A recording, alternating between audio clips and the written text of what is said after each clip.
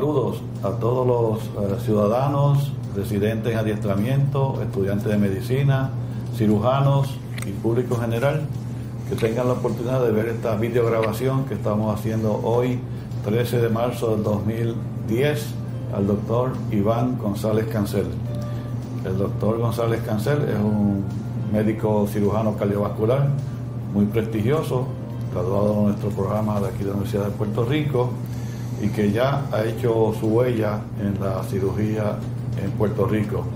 Aunque es joven, y yo empecé esta serie con cirujanos de más de 70 años, pero ya ha bajado a unas edades más tempranas, y el doctor González Cancel pues cualifica como uno de los cirujanos prestigiosos de nuestro país del siglo pasado y de y que le queda mucho por aportar a la salud del pueblo de Puerto Rico. Así que, Iván, gracias por aceptar la invitación a estar aquí. Y como te expliqué, lo que queremos hablar más o menos por una hora sobre tus aspectos personales, tu educación en todos los niveles, y después los aspectos profesionales, las cosas buenas que te han pasado, lo que has logrado positivo en la vida, las frustraciones que has tenido y todo, porque la vida siempre uno tiene problemas y confronta problemas a lo largo de la misma, ¿no? Así que vamos a comenzar. ¿Dónde tú naciste? ¿Qué son tus papás, tu familia, después luego tus hijos, tu esposa? Bueno, pues yo llevo el nombre de mi padre. Me llamo Iván Francisco González Cancel. Francisco es el primer nombre de mi padre. Yo nací en Utuado, un 24 de agosto de 1960. Aunque mi certificado de nacimiento pues dice que es el 23 porque me inscribí en mi tía y pues hay una controversia sobre eso y nosotros en la familia hacemos la broma, pues eso quiere, como muchos hombres ilustres, nadie sabe cuándo nació. Mis primeros 10 años pues vivimos en Utuado, mi familia se muda al área metropolitana, específicamente a Puerto Nuevo, y 3 meses después pasamos a vivir a la urbanización Santa Rosa en Bayamón. En el año 70, pues tanto mi padre como mi madre se quedan sin trabajo en Utuado. Pues aún hoy día las condiciones de desempleo pues son rampantes, un desempleo ahora mismo de un 60-65%, como ocurre en gran parte de los municipios rurales en Puerto Rico. Mi padre, Francisco González Pineda,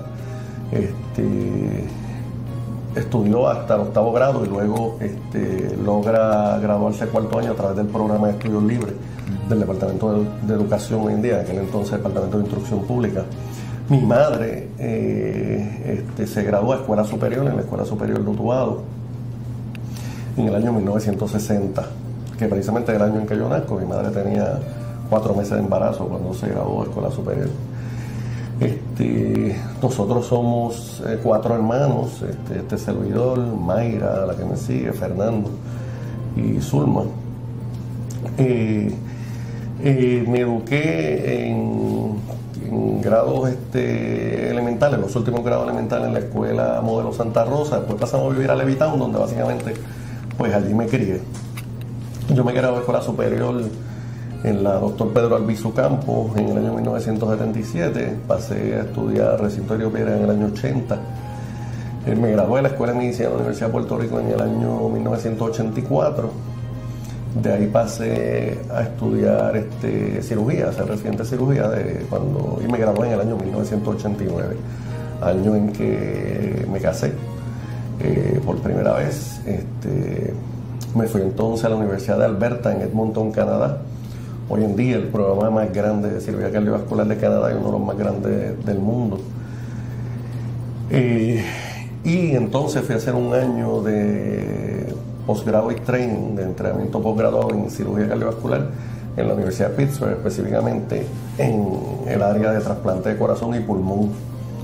Regreso a Puerto Rico en el 93 a instancia del doctor Vázquez Quintana, que en ese entonces se inauguraba o había ejercido funciones como secretario de salud, y como profesor adjunto de la Universidad de Puerto Rico. El Centro Cardiovascular había abierto sus puertas en agosto o septiembre del año 92. Y allí hemos laborado desde entonces. En el año 1999, como saben, el 27 de junio hicimos el primer trasplante de corazón. Se han hecho 125 después de de ese evento con resultados exitosos, y el programa de cirugía cardiovascular del Centro Cardiovascular, el cual en un momento dirigí por aproximadamente 6 años, pues el programa de cirugía cardiovascular más grande de este país. Nosotros hacemos más intervenciones que todos los otros centros de cirugía cardiovascular juntos.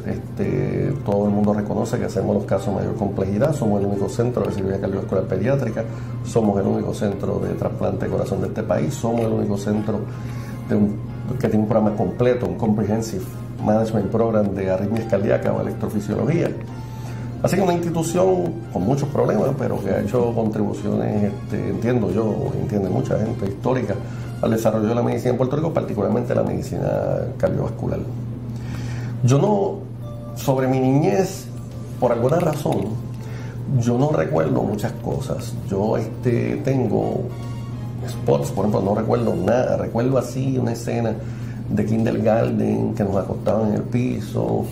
De primer grado recuerdo una sister que era muy linda. Recuerdo mi primera experiencia, mi primera experiencia en la escuela fue, yo llegué a un salón de clases, era niño, nunca había visto una grapadora, meto el dedo y por alguna razón le doy y me grapé el dedo. Esa es mi primera experiencia en la escuela. Siempre en casa, aunque no había mucho dinero, había mucho amor, pero particularmente también había mucho deseo, el que se transmitía a través de mi madre, de que, recuerdo una frase que ella utilizaba: yo quiero que ustedes estudien, que lleguen lejos para que no pasen lo que nosotros hemos tenido que pasar. En casa, pues, en caso hubo situaciones donde había que decidir entre la magnitud o el tamaño de la comida que íbamos a tener. Es decir, si había una chuleta, pues en lugar de una chuleta vamos a picarla entre 6. Porque pues había que conseguir dinero, por ejemplo, para comprarme un libro a mí para estudiar. Y mi madre, pues en eso siempre el mayor de los era la figura. Yo soy el mayor. Yo soy el mayor, cumplo 50 años ahora en agosto. Vinimos a vivir a San Juan. Recuerdo que en casa se estimulaba mucho la lectura.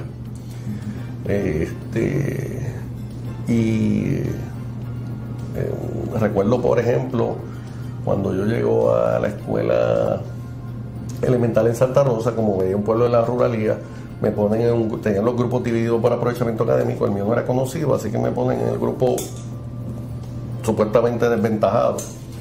El asunto es que yo pues demuestro que quizás no cabía en ese grupo.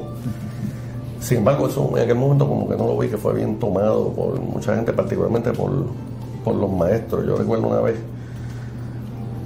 una discusión con una maestra, Mrs. Mojica, donde ella insiste que la luz es esencial para la fotosíntesis. Yo estoy en 6º grado. Pero entonces yo había leído un pasaje de la Biblia donde las plantas vienen primero y la luz viene después. Entonces yo, basado en eso, pues le digo a ella: no, eso no es correcto. Y de hecho yo había corroborado que había un proceso que se llama quimiosíntesis. Estaba hablando de un niño de 5º o 6º grado. Y yo vengo y le digo: no, eso no es correcto.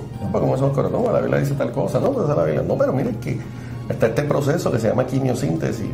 Definitivamente no fue una experiencia positiva. Para mí a ella no le gustó.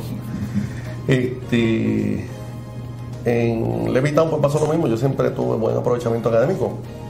Pero acá no era porque en casa pues nos empujaban eso a como diera lugar, ¿entiendes? Entonces había un doble estándar, que ahora yo lo llamo un doble estándar. Bueno, pues papi y madre fumaban, pero en casa el que cogieran con un cigarrillo le arrancaban la cabeza. Eventualmente ellos dejan de fumar. Yo por alguna razón, y ahora estoy hablando de mis hermanos, yo siempre entendí que lo que papi y mami me decían era lo mejor para mí. Si mi padre y mi madre me decían: tírate por un risco, yo me tiraba ciegamente. Mi hermana, por ejemplo, como una mujer brillante, era todo lo contrario. Si papi decía que era negro, ella decía que era gris. Si ella decía que era gris, él decía que era negro. Si ella lo convencía de que era negro, cuando él decidía que era negro, ella decidía que era azul. Era siempre encontrada con mi padre, y de hecho pues hizo su vida como la quiso hacer.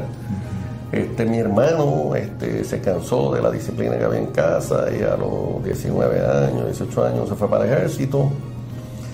Y mi hermanita, pues la chiquita, pues ha sido la querendona, ha sido, y posiblemente el ser humano más bueno que yo conozco. Para ella todo el mundo es bueno, es una persona especial. Y esa fue nuestra vida de familia. La escuela Albizu Campo, ¿dónde está? ¿En Levitown? La escuela Dr. Pedro Albizu Campo, sí, está en Levitown. Era una escuela superior que por cierto, a mí se me nombra secretario de salud y recibo para mi sorpresa una carta preciosa con unas ideas extraordinarias, la manera que están plasmadas, y me la envía la que fue mi directora de escuela superior, que en aquel entonces yo calculo que tenía 65, 70 años, pues que para mí estaba muerta. ¿Entiendes? Así que cuando recibo esta carta y tal, con la misma letra y la misma brillantez, en la escuela superior de Levitown éramos 373 graduandos, yo fui el estudiante más distinguido de allí. Era una escuela que se caracterizaba por un programa de deportes bien fuerte, pero igualmente participación en unas competencias que había en el Departamento de Educación. El fenecido Luis Vigoró tenía un programa que se llama Dale que Dale el Domingo, que tenía una sección de donde enfrentaba escuelas, y nosotros en aquel entonces implantamos el récord por cada 16 semanas consecutivas. De hecho, nos pagaban un dinerito por la puntuación que obteníamos, y teníamos hasta un salario. Ahí nos divertimos muchísimo. Puerto Rico en ese entonces, ¿verdad? Alguien me pregunta, ¿cuál es la diferencia de ese ambiente que te rodea al ambiente de ahora? Pues Puerto Rico es un país de esperanza. Era un país donde la gente se acostaba sabiendo que a través del trabajo duro, el hijo mío iba a tener un mejor futuro que el que yo había tenido como padre. Actualmente no es así. Actualmente hay muchos puertorriqueños que se acuestan todos los días desesperados y saben que el día de mañana debe ser más duro, y que el día de mañana va a ser más duro para sus hijos, que lo mejor que le pueden ofrecer a sus hijos es lo mismo que ellos tienen, si acaso. Y esa es la diferencia fundamental en este país. Yo me fui para Canadá, fue un entrenamiento muy duro, se trabajaba mucho. ¿Cómo llegaste a Canadá? ¿Te ayudó alguien para conseguir? Yo llego a Canadá, yo fui a hacer investigación. Yo mi tercer año de cirugía general solicité que se me permitiera irme fuera de Puerto Rico a hacer investigación. ¿Por qué? Porque en aquel entonces era muy difícil conseguir una plaza de entrenamiento en cirugía cardiotorácica. Y eso, pues en Estados Unidos yo había participado, había visitado algunas instituciones, yo era residente de segundo, estaba empezando tercer año. Y pues viniendo de Puerto Rico, la gente, y no teniendo nada más que añadir al currículum vitae, pues yo decido hacer eso. Y Santiago, el doctor Santiago Alpín me estimula, me dice, mira, una universidad que le da mucho énfasis a la investigación y que es conocida y de gran prestigio, la Universidad de Minnesota. Yo solicito al departamento de cirugía que me den ese privilegio y me lo conceden. Y me voy el año 86-87 a la Universidad de Minnesota. Allí hubo una actividad donde me encuentro con este cirujano, ay Dios mío, ahora no recuerdo el nombre, un cirujano general de aquí de Puerto Rico, que me invita a cenar con su familia. Me acuerdo que era un restaurante donde los mozos en un momento dado cantaban ópera en Downtown Minneapolis. Y Brígido Berrío. Brígido Berrío. Entonces, en esa conversación, Brígido Berrío hablamos de mis intereses y me dice, oye, ¿por qué tú no llamas? ¿Por qué tú no le das una llamadita a Leo Cuello, que es amigo mío? Le dice que tú lo llamas de parte mía. Y Leo Cuello es un tipo cirugía cardíaca que le gusta ayudar a la gente. Llámate allá a ver qué se puede. Y no, yo llamo hacia Leo Cuello. Yo era bastante, una gente dice presentado, pero en otras palabras que dice bastante arrojado. Les voy a contar ahorita por qué. Y le digo de mi interés y me dice, mira, yo conozco una gente en Minnesota, en la Universidad de Alberta, hay un individuo allí que se llama Larry Stearns, que por cierto estudió en Minnesota. Este tipo es íntimo amigo mío.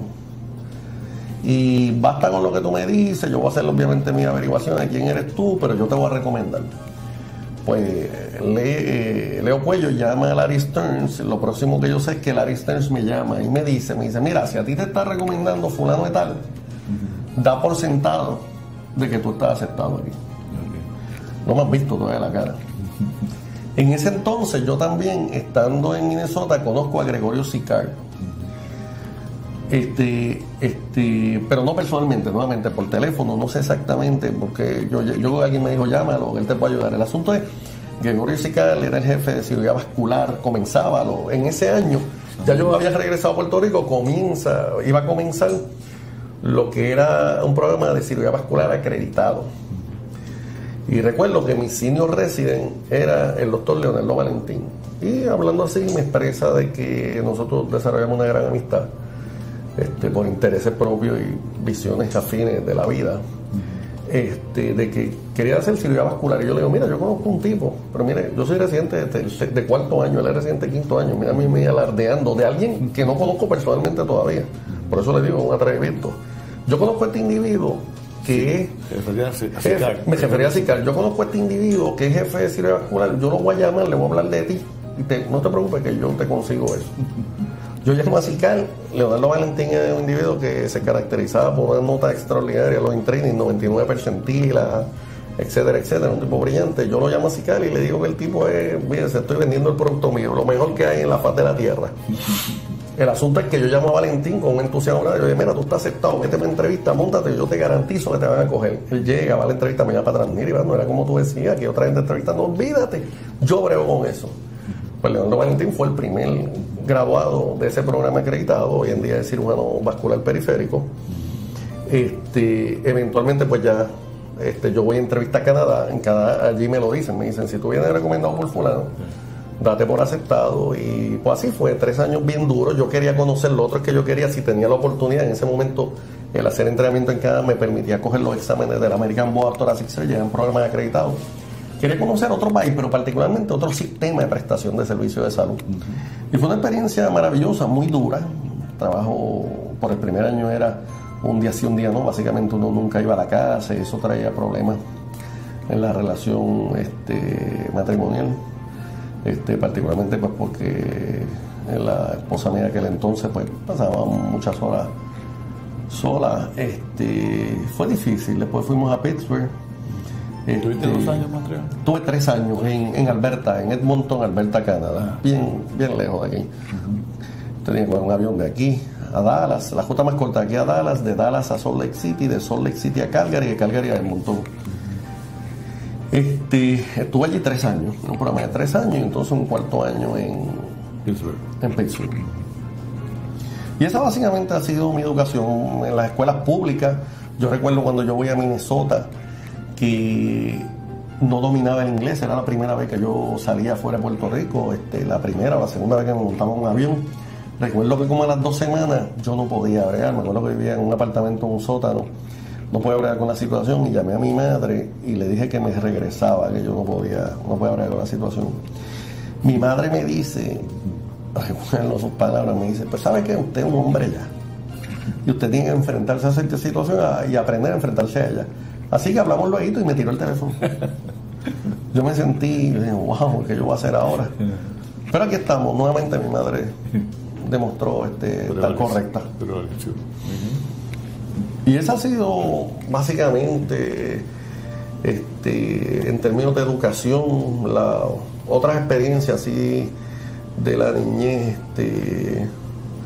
que no veo hoy en día. Obviamente no había computadora, pues por lo tanto los veranos en casa no había, fue cuando empezó la época de los campamentos de verano, en casa no había dinero para eso. Entonces uno se pasaba por la urbanización, por Levitown, o cogiendo bicicleta. En casa nunca tuvimos bicicleta. Yo corría bicicleta que me prestaban, por lo cual siempre me llevaba un regaño, porque mami y papi eran bien sobreprotectores, mi hermano no pudo bregar con eso. Pero se compartía, por lo menos percibo yo que se compartía más entre los niños, los jóvenes. Ahora, el hermano, sí, es que mi hermano es administrador de mi oficina. Sí, pero él siempre fue un carácter más independiente, un espíritu más aventurero que yo. Yo siempre fui como, lo cual es una faceta que yo no estoy satisfecho conmigo mismo.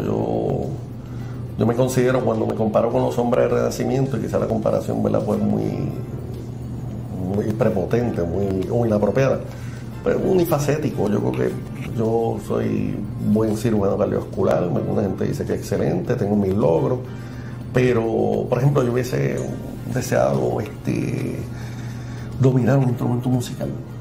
Yo creo que la música le provee una oportunidad a los seres humanos, en sus diversas expresiones de la música, de tener otro tipo de interacción. Y pues yo lamento eso. Lo he tratado ahora de adulto, pero nuevamente es difícil.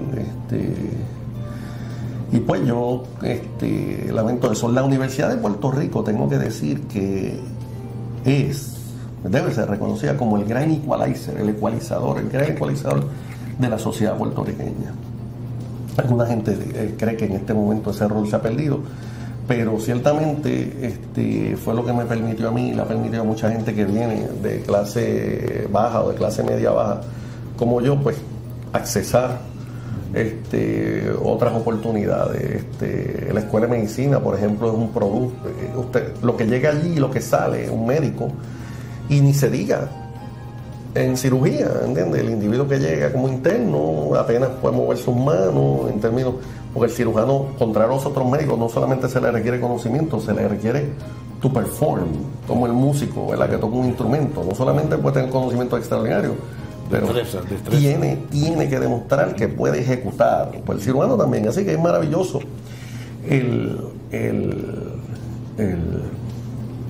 cómo llega ese producto al departamento de cirugía y cómo sale aquellos que tratamos de utilizar al máximo las oportunidades que allí se nos dan. Y el impacto que hacen algunos individuos. Yo, por ejemplo, muchos de los que somos cirujanos cardiovasculares de la generación mía, que somos, yo reconozco a Cis Quintana, reconozco a Anselmo Alonso, que en paz descanse, pues nos estimularon la excelencia y la dedicación al trabajo de individuos como Efraín de Fendini y Enrique Márquez. En otros aspectos, por ejemplo, siempre nos impresionó la ética del trabajo y su caballerosidad y su trato con la gente y sus conocimientos de Luis Vallecillo y de el doctor Sorrentino. Rafael Sorrentino. En veterano, a mí Amadeo, que era un individuo muy fuerte, y el Néstor Rivemora me impresionaron. Amadeo en su ética de trabajo, el pase de visita que hacía, que era sumamente exigente y sumamente estresante, pero le enseñaba a uno pues que el detalle se exige para la excelencia médica. Rivemora, un extraordinario cirujano. Uno aprende mirando a gente que son muy meticulosos, y ciertamente un cirujano con unas habilidades extraordinarias, al igual que los que ya he mencionado, Márquez, de Fendini. Y entonces, no porque esté presente el doctor Vázquez Quintana y el doctor Reynolds López, pues aportaron en términos igualmente cómo se enfrentaban a problemas quirúrgicos, como encontrar un adenoma de paratiroides donde nadie lo encuentra, o una resección de un estómago, un esófago, un cáncer. Reynolds López es un individuo que dejaba a uno, no importa el nivel que uno hiciera, y uno se sentía de la manera que él llevaba el caso, o sea, que uno estaba aprendiendo, estaba haciendo el caso. Y la otra persona que me impactó a mí particularmente cómo me trataba, fue González Inclán. González Inclán siempre me trató con mucha deferencia, lo cual yo a esa gente le agradezco. Y entonces la persona que me estimuló en el campo de la inmunología y que quería hacer algo más, me decía: mira, trata de contribuir, trata de hacer algo más, trata de contribuir al país. Edith Santiago Elpín, con el cual yo tengo una gran amistad. Te diré que soy individuo no quiero, ¿verdad?, ser injusto con los otros, porque todos ellos contribuyeron, pero está en la gente y que más contribuyeron a la formación de uno. Y más aún, yo estoy seguro que si se hace una encuesta entre aquellos contemporáneos míos, estoy seguro que más o menos va a haber unanimidad en estos que he mencionado.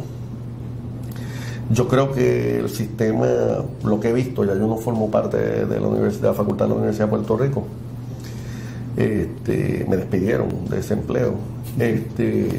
¿No tienes residentes contigo? No tengo residentes. Y entonces yo oigo que las horas de trabajo están reglamentadas, etcétera, etcétera, etcétera. No sé, no tengo la misma impresión, y de hecho me preocupa que sea el profesional que se va a hacer cargo de mi salud en un momento dado. Pero por otra parte lo entiendo, porque ciertamente las condiciones de trabajo cada día son más onerosas. Así que yo entiendo que quizá esa regulación de las horas, pues para que, número uno, no haya un deterioro en la calidad de vida, y número dos, que pues, dadas las condiciones onerosas de trabajo, donde un residente de cirugía tenía que hacer de todo. Yo recuerdo en mi época, quizás las cosas han cambiado, pero en mi época yo soy posiblemente el último residente que hizo un arteriograma carotidio pinchando una aguja para un hematoma epidural. Yo recuerdo tirar y revelar mis propias placas de pecho, y no soy tan viejo. Esas condiciones de trabajo pues ciertamente hacen oneroso el entrenamiento y pues se ha tratado de poner un equilibrio en eso que nuevamente yo tengo mis dudas si es bueno o no para la educación médica por experiencia con residentes, pero los residentes que todavía van al centro cardiovascular, de cómo las horas de trabajo se le han reducido. Yo entiendo que puede haber razones válidas para eso, sin embargo me preocupa el hecho de la preparación de esos profesionales vis a vis la necesidad de los pacientes, y esas son la gente que me van a atender a mí, ¿entiendes? Tú estás desligado ahora de la academia, pero se redujo a 80 horas. Antes eran como 110, 120, era un día sí, un día no, y tenías que estar en el hospital tarde en la noche. Ahora se ha reducido a 80 y en Europa, la Comunidad Europea quiere bajarlo a 40 y pico. O sea, 80 todavía es el doble de lo que trabaja un empleado regular, ¿no? Y eso supuestamente era para mejorar la calidad de vida de los residentes, su familia, sus hijos en general, que estudiaran más, tuvieran tiempo para pasar los exámenes y tantas cosas. Y pues ha causado revuelo, todavía se sigue evaluando si eso ha sido bien positivo o si tiene algunos aspectos negativos. Y todavía uno ve muchos artículos que salen por ejemplo, que no hay continuidad en el servicio. Por ejemplo, el residente tiene que saber que si opera un paciente, cuál es el curso postoperatorio normal de esa condición, ¿no? Cuando se le complica, cómo se va de su guardia y viene otro día y lo encontró, hubo que operarlo otra vez. Hubo que operarlo otra vez por sangrado. Yo creo que en el entrenamiento de médicos eso posiblemente sea correcto, nuevamente, para aquel individuo que él no necesita to perform, no necesita ejecutar. Pero, por ejemplo, usted va a los músicos. Sí. Los músicos son gente que no solamente tienen horas de entrenamiento, sino tienen horas y horas y horas y horas de práctica y práctica y práctica. Los pilotos. Hoy en día, un piloto de un avión 747 se le requiere 25. De hecho, esos individuos vienen a ser capitán cuando ya están en el ocaso de su carrera. Se le requiere 20, 25 años de experiencia, 5 o 6 mil horas de vuelo, 2.000 horas en un simulador. ¿Por qué? Porque le están entregando la vida de 350 personas más un aparato que vale 300 millones de dólares. Me pregunto yo, la exigencia de esos 350 que están ahí sentados detrás del piloto, en su carácter individual, son más importantes que el individuo que está en una mesa de sala de operaciones, acostado, indefenso, ante un ejercicio que envuelve alterar la integridad de su cuerpo. La contestación es que ambos se merecen lo mismo. De hecho, se compara mucho la ejecutoria de los pilotos con la ejecutoria de los cirujanos y de los músicos, porque tienen que practicar horas y horas y horas. Y horas, si tú quieres tener cierto nivel de excelencia. Exacto. Así que en la regulación de esas horas, y por cierto, yo nunca he visto este análisis, es correcta siempre y cuando el hecho de que tú tienes que ser excelente en el desempeño, ser excelente en la operación de lo que estás haciendo, pues no sea necesario. Así que yo creo que para la mayoría de los médicos sí esta regulación de horas sea válida, pero ciertamente yo no comparto la idea de que es apropiado para los cirujanos. Para los no quirúrgicos, posiblemente. Para los no quirúrgicos. ¿Entiendes? Y tan reciente como hace 2 días, yo terminé de operar a las 8 de la noche, mi paciente estaba inestable y yo me quedé sentado al lado en la cama de ese paciente hasta las 4 de la mañana, porque eso es lo que requiere. El compromiso ético que uno hizo con ese paciente. Sí, es verdad. Muy bien. Mira, tú me dijiste que estudiaste en Río Piedra de bachillerato, ¿verdad? Sí, yo estoy en la Universidad de Puerto Rico, en Río Piedra. Sí. Entonces terminas cirugía 89. Para esa época yo era el director de departamento. Usted era director de departamento en el 89. En ese momento se da una controversia allí en el departamento por la creación del centro de trauma, donde el jefe de cirugía no iba a ser el jefe.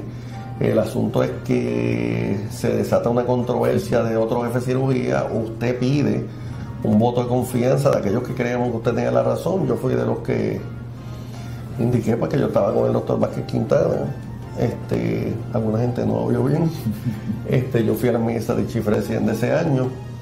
Y la Escuela de Medicina sigue con ese problema. La Escuela de Medicina de la Universidad de Puerto Rico tiene un problema fundamental en este momento. La Escuela de Medicina se funda en el año 1950, gradúa su primera clase en el año 1954, pero sigue siendo una institución que no tiene un hospital que permita no solamente la educación, sino que permita el establecimiento de prácticas médicas con excelencia. Tiene un hospital universitario que básicamente ha sido desmantelado. Hoy en día es un edificio de oficinas que se está cayendo en canto. Tiene un hospital en Carolina donde no toda la facultad ejerce. Y más aún, no tiene un taller donde le pueda exigir a la facultad dedicación a tiempo completo. Así que, en mi opinión, ese debería ser el gran proyecto de la Escuela de Medicina. Y de hecho, en los sitios que yo me entrené, la universidad, el sistema universitario, no voy a hablar de Canadá, porque pues es otro sistema, pero por ejemplo en Pittsburgh, la universidad cuando yo estaba allí competía seriamente con hospitales privados. Pues yo visité a Pittsburgh hace 2 años y sabe que la universidad se tragó a todo el mundo, compró 3 hospitales, compró las prácticas del grupo de cirugía cardiovascular más grande, que en ese entonces nosotros éramos el centro de trasplante más grande, pero no el centro más grande de cirugía cardíaca. La Universidad de Puerto Rico allí, la Universidad de Pittsburgh, perdón, se tragó a todas las instituciones circundantes de la ciudad. Y la Universidad de Puerto Rico, en mi opinión, tiene la facultad para hacerlo, pero no puede, mientras no tenga un hospital propio que lo administre, que le permita hacer propuestas para atender poblaciones de pacientes, no va a poder ejercer con la excelencia que estoy seguro lo puede hacer. Ese creo que es el gran problema, el gran reto de la Universidad de Puerto Rico, que como dije, se funda a mitad del siglo pasado y todavía, 60 años después, no tiene un hospital de práctica. Muy bien. Entonces vamos a tu experiencia en cardiovascular. ¿Llegas en el 93? Cardiovascular yo llego en el 93, como les dije, había sido inaugurado en agosto de 1992. Estamos creciendo lentamente. Y de hecho, yo guardo todavía citas periodísticas donde se indicaba que era un elefante blanco y que no compiten administradores de otros centros de cirugía cardíaca muy distinguidos. No, ellos no compiten con nosotros, ellos no. En ese entonces surge una controversia, el doctor Efraín de Fendini removió la jefatura, yo soy removido la jefatura. Hubo algunos facultativos de allí que el horizonte era más pristino, la grama más verde en otros sitios y se fueron de la institución cuando más los necesitábamos. Pero en ese momento yo sabía que se podía, con la ayuda de profesionales de excelencia que ciertamente estaban gravitando allí, la continuidad del programa de cirugía pediátrica bajo el doctor Márquez, la continuidad, ¿verdad?, de los casos que ya lleva haciendo el doctor de Fendini y mi liderato, que yo no tenía duda que nosotros íbamos a prevalecer como el centro de cirugía cardíaca más grande de este país. El doctor Cis Quintana estaba allí, luego se ausenta a hacer un entrenamiento en cirugía cardiovascular pediátrica, pero regresa. Se integra el doctor Rodríguez Vega. Yo no tenía duda de que vamos a prevalecer tanto en términos de calidad como en cantidad, como en volumen. Y así fue. Nosotros crecimos vertiginosamente. Viene la reforma de salud, se implementa en Puerto Rico. Por lo tanto, los pacientes pues tenían la libertad de acceder al servicio que nosotros dábamos, pues, a una facultad privada, pero con una afiliación con la Universidad de Puerto Rico. Y pues crecimos hasta lo que somos hoy, ¿verdad? Que nadie cuestiona nuestras contribuciones, no solamente en términos de volumen, sino en términos del impacto histórico que hemos hecho en la medicina de Puerto Rico. En el año 1998 decidimos, de hecho, una parte que debo hacer, en un momento dado, la que para ese entonces era secretaria de Salud de Puerto Rico, la doctora Carmen Feliciano Melesio, se reúne con la facultad y le indica que aquello tenía que crecer, porque si no, no había otro remedio que era venderlo. Desde que ella estaba, nos dijo, estoy aquí en esta reunión porque ustedes tienen que entender ese mensaje, tienen que fajarse aquí, tienen que levantar esto. Y así lo hicimos.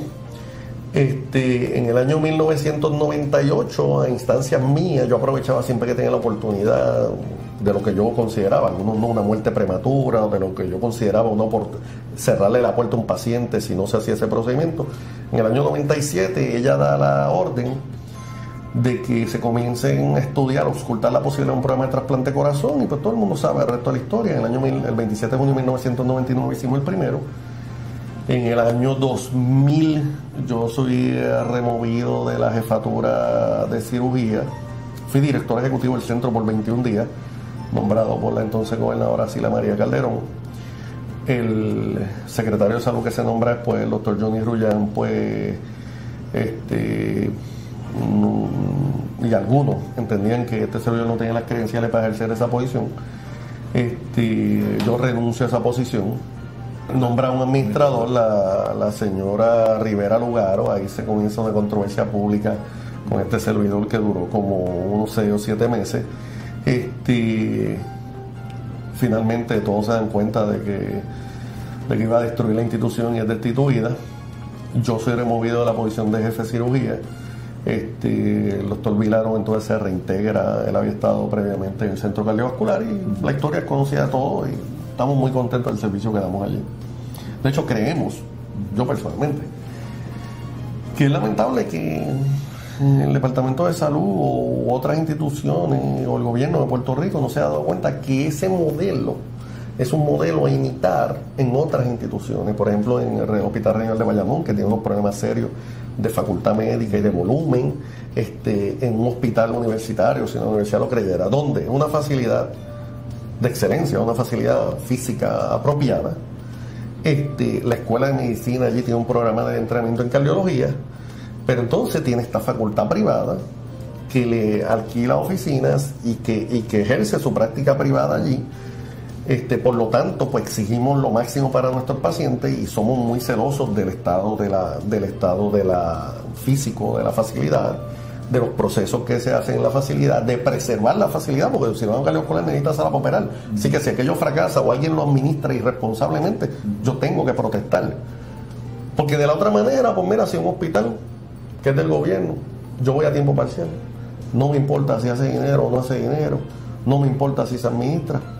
Pues el fracaso está garantizado. Así que el modelo de la Corporación del Centro Cardiovascular de Puerto Rico, yo a veces me pregunto por qué no fue imitado por otras áreas, por otros sectores, tanto de la universidad como del mismo Departamento de Salud.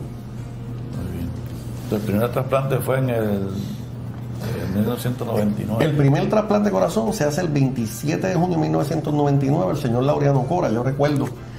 Hicimos el trasplante, en un momento dado habían 67 personas en la sala de operaciones mirando el procedimiento. Y de hecho el procedimiento se grabó. Christian Barnard, nunca, no hay ningún récord, ni fotográfico ni fílmico, del primer trasplante de corazón que se hizo en Ciudad del Cabo, en Sudáfrica, en el año 1968. Nosotros pues sí estábamos preparados y ya les digo, había en un momento dado 67 espectadores. Yo recuerdo que el primer latido que dio el corazón a mí no me gustó. Después que terminamos el proceso, ¿verdad? Que sacamos el clamp y que el corazón está perfundiendo. Arlene Acevedo, una mujer, ahorita le voy a contar la historia, pues a veces para escribir o una novela de misterio o de terror, o sabrá Dios qué. No me gustó, entonces me salgo a la sala. Entonces recuerdo que llamé a mis padres, llamé a papi y a mami. Mira, estoy aquí, estoy amanecido, pero estamos en el proceso de completar el primer trasplante de corazón. Recuerdo que papi, ella se me dice papi no estaba en el teléfono, pero mi padre dice, lo hicimos, lo logramos. Entonces mi madre le dice, ¿qué lograste tú? No he hecho nada.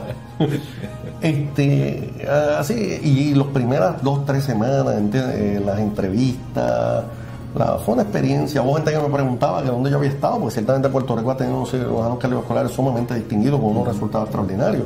El grupo de San Pablo, el grupo de Pavía. Entonces hubo gente que los doctores Martínez Colón, Vilaró, García Rinaldi, Rolando Colón, que donde yo estaba, mi doctor, ¿y dónde se estaba? Yo trabajando. Y pues fue una experiencia maravillosa. La historia que te iba a hacer de la donante, Arlene Acevedo es una mujer que muere en un accidente de auto, una madre soltera, no tenía esposo, su hijo es el que accede a la donación. Pero entonces mira lo que pasa, Arlene Acevedo nace en Utuado, mismo pueblo que yo. Nació en el año 1960, igual que yo. Y estudió su kinder y su primer grado, se dicen, según me cuentan, en el Colegio Católico Utuado, en el Colegio San Miguel. Por lo tanto, Arlene Acevedo y yo debimos haber sido compañeros de escuela. Y 30 y pico de años después, pues yo participé en una operación que envolvía sacarle su corazón ya fallecida. El individuo lo cual uno dice, wow, el individuo que recibe el corazón, Laureano Cora, que se fue al hospital bailando, difícilmente nosotros hemos tenido un anuncio como ese, ni ningún hospital. Entonces un individuo que trasplanta el corazón hace 10 días y que sale bailando merengue, imagínense. Pues es una historia para escribir. Nunca le ha dado ni fiebre, ni rechazo, ni las consecuencias a largo plazo, como es cáncer de la piel, cáncer de pulmón, que el órgano se dañe 10, 11 años después. Y va a cumplir 11 años de trasplantado.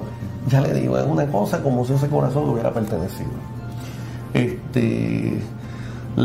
Los puertorriqueños somos muy particulares para algunas cosas. Entonces, por ejemplo, se estimuló por los medios y por algunos que la familia de ambos se relacionaran. Yo nunca estuve de acuerdo con eso, y de hecho la literatura pues es mixta, pero yo creo que el consenso existe de que mientras menos relación se tenga, pues mejor. Yo creo que hay consenso sobre eso. Pues aquí en aquel entonces se estimuló que se conocieran. Entonces para el muchacho era el corazón de su madre, sí, en este hombre, y según mis conversaciones con el señor Laureano Cora, para él fue un poquito traumático ya al final de esa interacción, y eso pues se detuvo. Y ciertamente no lo estimulamos, pero fue algo muy particular, basado pues en nuestra idiosincrasia como pueblo. ¿Y cómo es el seguimiento de estos pacientes? ¿A qué se le vio? El paciente que se trasplanta de corazón, nuevamente, nosotros no curamos a nadie. Yo te cambio una enfermedad. Una vez a ti te evalúan y te dicen tú necesitas un trasplante, a ti lo que te quedan es de 12 a 24 meses de vida, con una calidad de vida. Estos son pacientes que describen que su vida íntima ha desaparecido, no pueden hacer actividades de la vida diaria como bañarse porque se fatigan, así que tienen una calidad de vida miserable con una expectativa de vida bien corta. Ahora yo le cambio eso por otra enfermedad, porque ciertamente va a tener que tomarse una purruchada de medicina a un costo $1,500, $2,000, $2,500 mensuales, particularmente los inmunosupresores, pero una calidad de vida como la nuestra y una expectativa de vida que ya ha empezado a contarse en décadas. La moda del sobreviviente de trasplante de corazón es 8 años, y la sobrevida condicionada, es decir, si usted sobrevive el primer año, le esperan 10 o 11 años fácilmente de sobrevida. Y de hecho ahora mismo en Puerto Rico hay un individuo, cirujano plástico, por cierto, sí, claro, Sonny Sánchez, sí, que posible en este momento yo creo que es el trasplantado de corazón más viejo del mundo. Él tiene sobre 21 o 22 años de trasplantado, una calidad de vida extraordinaria. El más viejo del mundo de la serie original de Stanford se murió recientemente, así que yo creo que Sonny es el más viejo del mundo. Y eso pues es lo que nosotros le ofrecemos a nuestros pacientes. Se le hace una biopsia de corazón, se le pone un catéter, una línea central, por ahí se mete una pincita, y con fluoroscopía, un procedimiento que toma 5 minutos, se le sacan 5 pedacitos del septo interventricular. Uno ve la pinza se dobla y está tocando el septo. La abre, cierra, ala. Eso se mira bajo un microscopio y se dice si el paciente está rechazando o no. Todas estas técnicas fueron desarrolladas por el grupo de Schoenway en Stanford. Eso se le hace a la semana de trasplantado, a los 7 días, luego a la 3ª semana, luego a la 6ª semana, luego a la 8ª semana, y de ahí cada 3 meses por el primer año, y después anualmente. Sí, siempre y cuando el paciente no desarrolle problemas, porque por ejemplo el paciente se admite al hospital con fatiga, pues la primera consideración debe ser rechazo, que ha disminuido la función ventricular, entonces se le hace biopsia. Hemos visto, nosotros de los 125 pacientes, en 10 años deben estar vivos como unos 108, 107. 5 murieron intrahospitalariamente. Y los otros, por ejemplo, la primera mujer que hicimos murió 9 años después, trasplantada de cáncer. Pero tengo que señalar una cosa, un fenómeno que nos sucedió en 2 pacientes, lo hemos visto, que es por razones económicas el paciente decide partir el inmunosupresor. Usar la mitad. Pero no lo dice. Se usa la mitad y entonces luego vemos a ese paciente hospitalizado con un rechazo grado 3, que apenas ya no se escribe en la literatura. Oye, ¿pero por qué? ¿Qué fue lo que pasó? Entonces uno se puede investigar. Y es que el paciente pues, ciertamente tuvo que hacer un ajuste, lo cual yo creo que hacen muchos puertorriqueños todos los días con otro tipo de enfermedades, como la alta presión, etcétera. Con otros medicamentos. Con otros medicamentos. Así que el programa de trasplante ha sido un programa muy exitoso, un programa pequeño. La Universidad de California en Los Ángeles los otros días celebró el trasplante número 1000. Nosotros lo que hacemos es de 12 a 14 trasplantes por año, pero tenemos la estadía más corta de todos los estados del mundo. El tiempo promedio que usted se lista, está en la lista de espera, una vez se lista, es 60 días. Así que nosotros, si usted necesita un corazón, el sitio para venirlo a buscar a Puerto Rico. Lo que pasa por alguna razón, eso no se sabe por parte de nuestros conciudadanos del continente.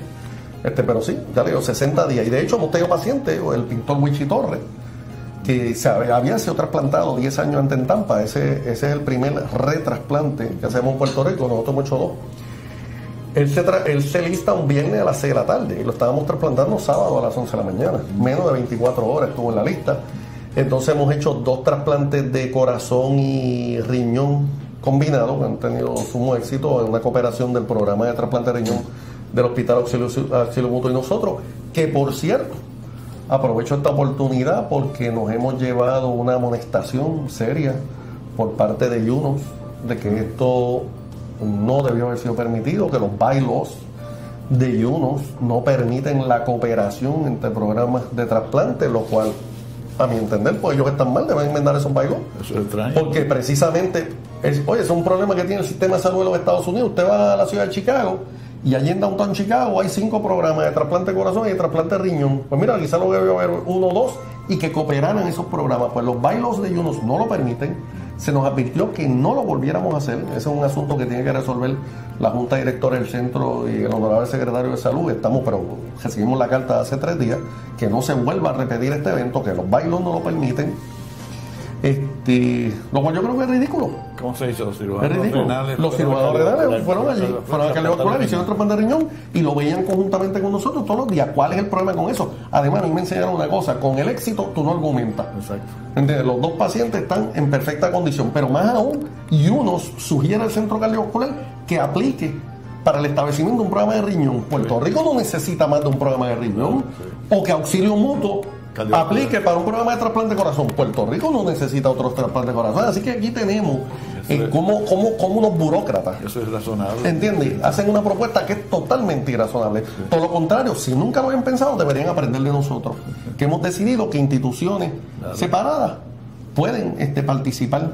Y con pocos recursos cada uno. Y con pocos recursos. Puerto Rico no es un país, claro, ¿entiendes?, que puede darse el lujo. Puerto Rico es un país, la gente tiene que entender, Puerto Rico es un país pobre, que se nos exige que tengamos los estándares de la nación más rica del mundo. ¿Entiendes? Lo cual pues no es propio. No es propio. Todos los días estamos remando en esa dirección. Oiga, pero ¿a qué costo y a qué trabajo? ¿Entiendes? Así que ese es un problema con el cual nos enfrentamos en este momento, pero estoy seguro que lo vamos a resolver.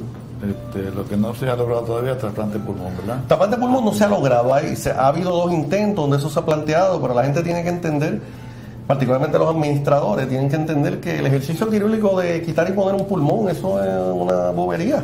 Pero los trasplantes de pulmón son pacientes bien, lo que se llama decondicionados, apenas tienen fortaleza física, demasiado desde el punto de vista de su musculatura, porque el trabajo de respirar una vez que hay en el deterioro de la condición respiratoria es horrible. Así que se exige un programa de fisiatría, un programa de rehabilitación respiratoria, bien activo, que no lo tenemos, y hasta que no tengamos eso, yo personalmente no me estimulo a crear un programa, porque estos son programas que tienen que tener éxito, porque si fracasan no duran mucho. Sí, es verdad. Entonces nos falta un aspecto de lo que has logrado en tu vida.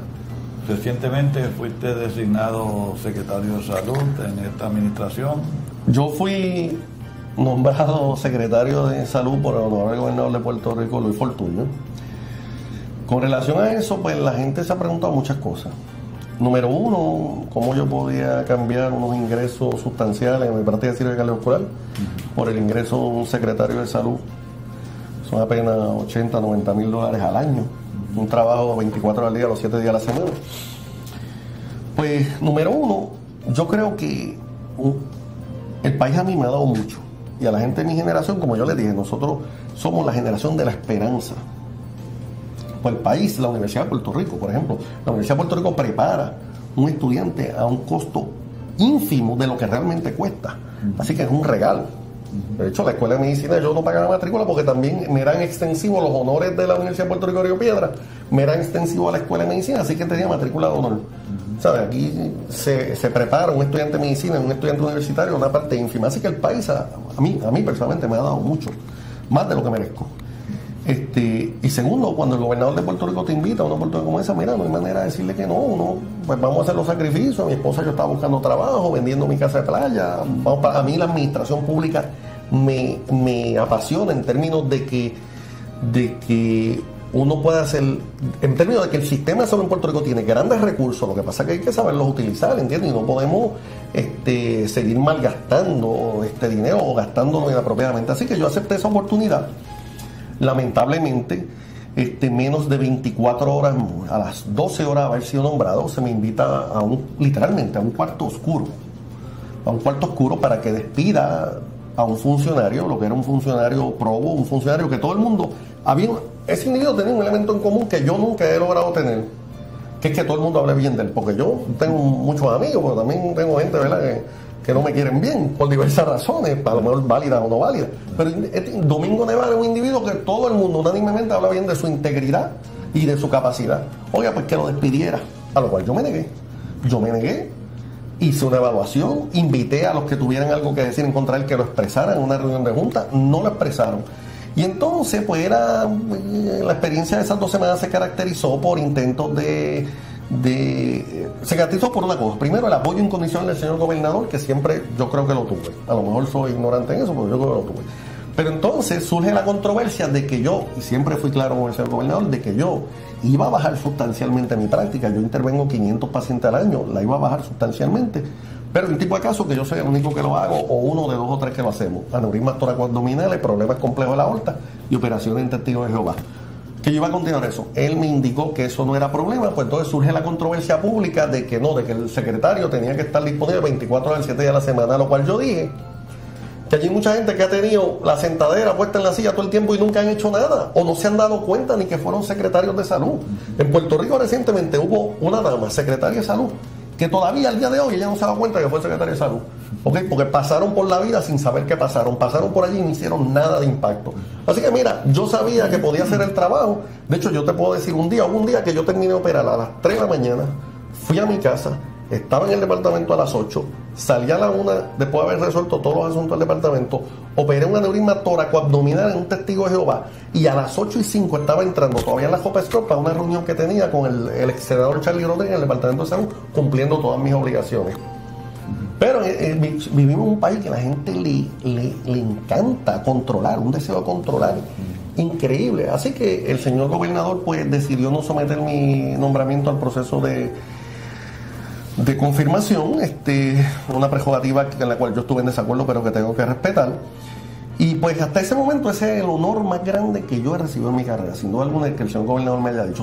Y digo hasta ese momento porque 2 semanas después, entonces el más grande es que esta gente, entiéndase mi staff en el departamento de salud inmediato, la secretaria, etcétera, que yo he conocido por 2 semanas, están llorando porque me ven partir y porque entienden, estoy citando algunas de ellas, que yo tomaba decisiones en un día que impactaban asuntos que allí tardaban 3 meses en resolverse, como cirujano al fin. Exacto. ¿Entiendes? Así que me tuve que marchar. El sistema de salud en Puerto Rico, pero ese ha sido mi gran momento, ver gente que yo apenas conocía llorando porque uno lo despide. Así que ciertamente fue un roller coaster, pero fue una experiencia maravillosa.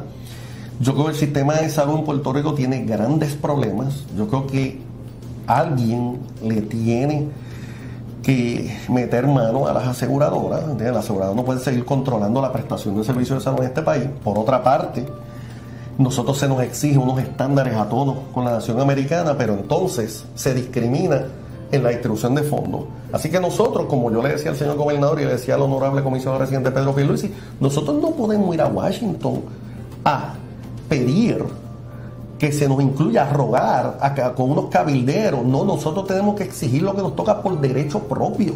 Los puertorriqueños, particularmente en el área de la salud, lo que nos toca es por derecho propio, porque aquí hay gente que sus hijos han derramado sangre, ¿ok?, por la defensa de los derechos de la democracia americana, independientemente estemos de acuerdo o no con esa guerra, ¿entiendes? Y qué valor más grande que ese. Así que nosotros tenemos que exigir porque nos corresponde por derecho propio, particularmente cuando ellos nos aplican sus estándares. Entonces ahora, el gobernador ha indicado pues que ahora van a demandar. Yo me acuerdo, le dije en una conversación eso, mira, tenemos que exigir. Que me dijeron, ay, Iván, ese es tu problema, que eres muy agresivo y yo tengo un estilo diferente. Pues ahí tienen el resultado de ese estilo, porque si tú no te vas a respetar, no te respetan. La gente tiene que entender que si ese es el estándar que nos exigen, entonces pues nos tienen que dar los medios, porque si tú me exiges, me tienen que dar los medios, particularmente cuando tú me sometes a decisiones en las cuales yo no tengo ni voz ni voto en la relación colonial, porque no hay otra cosa de llamar esto, ¿verdad? Y lamento haber caído en lo político y quizás alejarme algo de la medicina, pero ese aunque grandes políticos en Puerto Rico han sido médicos, Betance, Bandía, etcétera. Mira, esa es la gran coyuntura, así que nosotros tenemos que exigir, nos corresponde. Pero entonces ahora dice que lo vamos a llevar a la corte. Yo tengo una idea mejor. Puerto Rico tiene una experiencia con la desobediencia civil, Vieques, y la postura del que entonces gobernador Pedro Rosselló, que avaló lo que aquel comité indicaba. Pues mira, desobediencia civil con el Medicare. El puertorriqueño paga lo mismo en Medicare que paga el americano en Utah. Ok, entonces, dicen que para Medicaid, no, los puertorriqueños no pagamos contribuciones federales, pero es que los recipientes de Medicaid en Estados Unidos tampoco pagan contribuciones federales porque están bajo el nivel de pobreza. Por lo tanto, ¿qué yo hago como gobernador?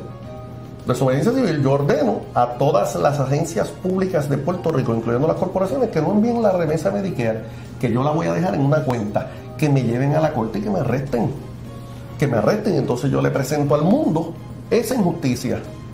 Pero demandar, no. Demandar, esas son las cortes de ellos, que por cierto yo no participo en el nombramiento de ellos, porque la Corte de Distrito Federal en Puerto Rico está nombramiento del presidente de los Estados Unidos al que yo no voto por él. Que yo creo en la permanencia de la Corte Federal en Puerto Rico, pero en este actual estatus no puede ser, porque yo no participo en la selección de esos jueces, pero me impactan sus decisiones. Pues mira, no, yo no mando más la remesa Medicare y arrestan y mete preso, para que tengas el primer gobernador de un territorio o estado preso por desobediencia civil, para que entonces vean cómo se resuelve este asunto. O sea, pero no podemos, el sistema de salud en Puerto Rico, hay mucho abuso, hay fraude. Había gente que me decía a mí, me decía, Iván, nos alegramos de que tú seas secretario de salud porque estamos esperando mucho de ti, sabemos tu posición vis a vis la asegurada. Yo le decía, con calma, porque después que yo termine a lo mejor tengo tanto enemigo, porque aquí hay un abuso. Me va, pero ¿cómo tú vas a decir eso? Yo seguro, chico, aquí la gente, yo no tengo problema, yo no tengo problema de que los amigos míos se hagan millonarios, lo que tengo problema es la velocidad con que quieren lograrlo. Aquí hay especialidades que requieren una inversión en una infraestructura, en una tecnología, y quieren pagar la tecnología en 3 meses. No puede ser. ¿Y qué hacen las aseguradoras? Pues las aseguradoras son bobas. No se inventan todo este red tape, autorizaciones de espera, etcétera, etcétera, etcétera. No, mira, el sistema canadiense, tú quieres hacer el electrocardiograma en tu oficina y facturar, pues, ¿cómo no? Pasa este examen. Tú quieres hacer, ¿cómo no? Tú te certificas y entonces pago inmediato, pero que yo haga con fraude. ¿Entiendes? La medida de pago inmediato en Puerto Rico, nada más, si yo he hablado con múltiples proveedores, oye, si la reforma de salud a ti te paga inmediata, tú eres capaz de darme una rebaja de un 10%, tanto hospitales como médicos, eso se reduciría nada más una ventaja de $150 millones from scratch. Así que yo creo que en Puerto Rico lo único que hace falta para agregar el sistema que tenemos es voluntad. Los recursos están ahí, es voluntad. Y pues ciertamente fue una gran oportunidad. Desde el punto de vista personal, pues yo creo que también estoy satisfecho con mis logros. No tengo niños. Yo diría que ese es algo inconcluso en mi vida. Aunque quizás, nuevamente pensando desde el punto de vista de que yo me considero un individuo monofacético, pues quizás fue lo mejor para estos logros, pero no sé. Con mi actual esposa, con Janet, pues hemos contemplado la adopción para ver si nos retiramos esa idea. Yo diría, en el punto de vista personal, quizás esa sea mi única insatisfacción, pero hasta ahora, como dije cuando me fui al departamento, my ride through life has been a lot of fun. Me he divertido un montón. Tengo ciertos logros que están ahí, y pues yo creo que ha valido la pena. ¿Y qué planes tienes inmediatos para el futuro? ¿Tienes algo en particular, además de los pulmón que hablamos, qué otras cosas quieres hacer? Pues mira, esa es una pregunta bien interesante y un poco, y si voy a ser sincero en la contestación, algo controversial. Yo quisiera tratar de desempeñarme, ya sea dentro del mundo del gobierno o dentro del mundo privado, en la política federal. Yo creo que la política, yo creo que los médicos impactamos una vida a la vez. Yo creo que los políticos no han podido aquilatar esa gran oportunidad que tienen, porque pueden impactar con sus ideas múltiples vidas. Yo quisiera participar en el proceso político federal, ya sea dentro del Poder Ejecutivo o dentro del Poder Legislativo. En el Ejecutivo Federal, pues sí, yo tengo amistades, pero ahora algo inmediato no, esto sería a largo plazo. Y pues yo tengo interés en eso, en ver cómo ciertas ideas que yo tengo pues se pueden ejecutar. Entre ellas, por ejemplo, hay una que es bien controversial.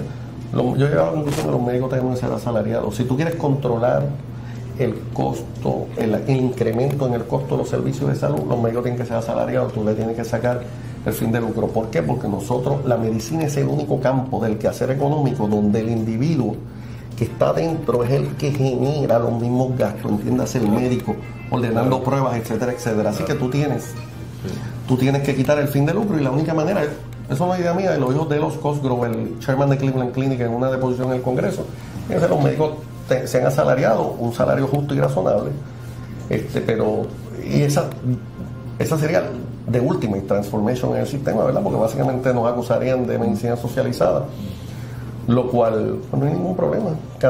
Si de algo se sienten orgullosos los canadienses tú le preguntas y unánimemente te dicen dos cosas: su trayectoria de un país de paz y su sistema de salud. Y de hecho, actualmente, para llevarte a otro país, Costa Rica tiene un turismo médico que no da abasto, y tienen un sistema donde todo el mundo aporta y donde la calidad de vida en los medidores que existen, mortalidad materno-fetal y otros, está por encima de los Estados Unidos, un sistema donde todo el mundo aporta de su salario. Así que esos son mi interés. La vida es muy corta, es lo único que yo lamento, que a lo mejor no se acaba antes que uno pueda hacer las cosas que quiere hacer, pero vamos a tratar. ¿Cómo estructuro ese interés que tengo? No sé. Yo creo que ya veremos.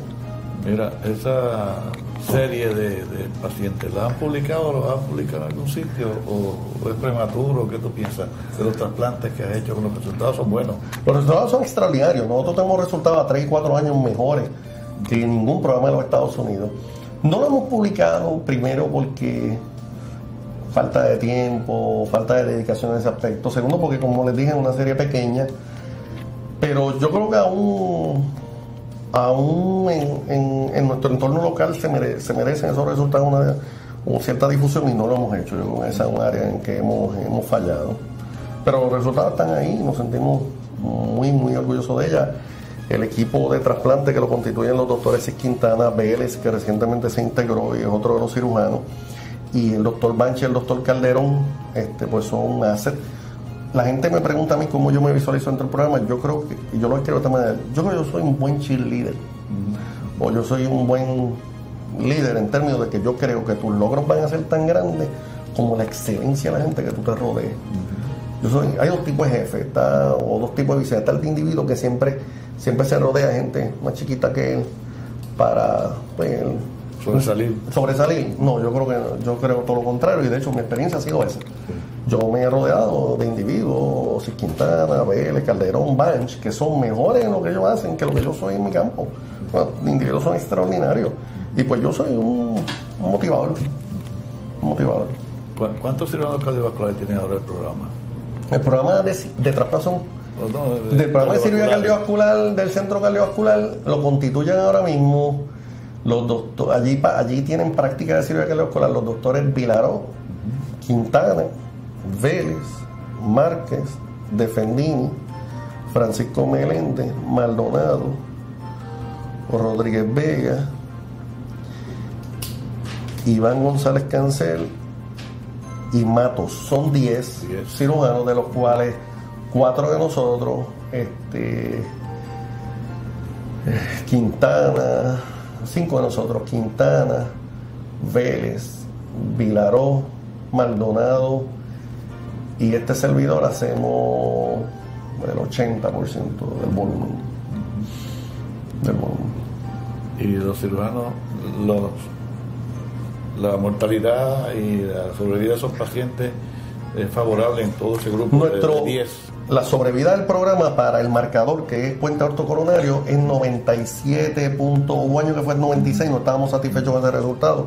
97.5, 98. Esa es una pregunta muy interesante y qué bueno que me la hace. Porque yo personalmente, por ejemplo, la gente que me ha visto operar saben que yo soy operador. Yo soy un individuo responsable, con juicio. Oye, pero nosotros no hemos podido nunca, de este 98, por ejemplo, la sobrevida de puente ortocoronario primario de Cleveland Clinic es 99.5%. Nosotros fácilmente podríamos lograr eso, en términos de las destrezas. Pero ¿qué pasa? Que para eso, para lograr ese 1.5%, que es pequeño, pero ahí es que más te cuesta, porque entonces necesitas unos recursos extraordinarios que no tenemos. O sea, nosotros, para darte un ejemplo, yo opero sobre más de 200, solamente menos del 1% de los cirujanos cardiovasculares en los Estados Unidos operan más de 200 casos al año. Yo soy uno de ellos. Oye, pero ¿sabe quién cuida? Los de esos individuos que hacen más de 200 casos, ¿sabe quiénes los cuidan? Un team de gente, intensivistas, anestesiólogos, critical care. ¿Sabe quién cuida los 200 que yo opero? Cuido yo.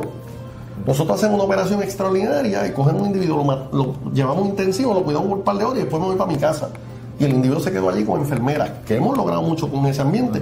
Pero no, Puerto Rico tiene que entender que si usted quiere dar ese salto, necesita la inversión de unos recursos extraordinarios. Pues ese es el estándar que se nos exige. Pues lo estamos, y por eso se hace más patente aún la necesidad de plena participación en los fondos del sistema de salud. Si tú le exiges, ¿entiendes? ¿Por qué en Puerto Rico existen los programas de accesibilidad? Oye, aquí hay planes médicos que pagan 9 pesos por una consulta de sala de emergencia. Pues sabes que los médicos han dicho: yo no voy a la sala de emergencia, mándalo para centro médico. ¿Entiendes? O por ejemplo, yo voy a ver una barriga en un hospital X, un CT scan. Doctor, el CT scan vamos a hacerlo mañana por la mañana. ¿Entiendes? Porque el CT scan está cerrado, lo cerramos a las 9 de la noche. Estos individuos en los Estados Unidos, ¿pero por qué lo pueden hacer? Porque hay más recursos. Todo esto se traduce en una cuestión de dólares y centavos. Pero nuestros resultados en general son muy satisfactorios, como te digo, 98.5% sobrevida, pero ciertamente queremos mejorarlo y llevarlo a... Porque entendemos que podemos hacer. Que algo parecido ocurre con la acreditación de hospitales, que tienen que ser estándar americano, con recursos menores, con recursos menores de Medicare también. Exacto. Y entonces las escuelas de medicina lo mismo. Tienen que ser acreditadas a nivel de la calidad de Estados Unidos, con recursos menores. La fórmula de Medicare basada en unos costos, creo que es la renta promedio de una casa. ¿Quién no está consciente que en Puerto Rico los costos son iguales o mayor que en algunas ciudades de los Estados Unidos? Entonces el RBVRS fórmula que le aplica a Puerto Rico es la menor de todas las jurisdicciones de los Estados Unidos, incluyendo Islas Vírgenes. Y las Vírgenes tienen un RBVRS que es semejante al de Nueva York. ¿Okay? El de nosotros es 6 veces menor. Los otros días, el administrador del centro cardiovascular viene en una reunión y dice que todo lo que yo hago, cirugía cardíaca, le deja pérdida al hospital. Yo no miro así, le digo: ¿por qué tú estás hablando de eso aquí? Este no es el foro para hablar de eso. Tú tienes que ir y reclamarle a Medicare, porque Medicare, tú no le puedes decir al suplidor que te pague 6 veces menos. Te cuesta lo que te cuesta, muchas veces más caro. Y por eso te tienes que ir o a Medicare o al foro político, del cual somos víctimas de discriminación todos los días. Pero a mí no me venga a decir eso, porque a mí se me exige que yo le dé al paciente el estándar del país más rico y uno de los más caros del mundo. Te voy a dar un ejemplo nada más.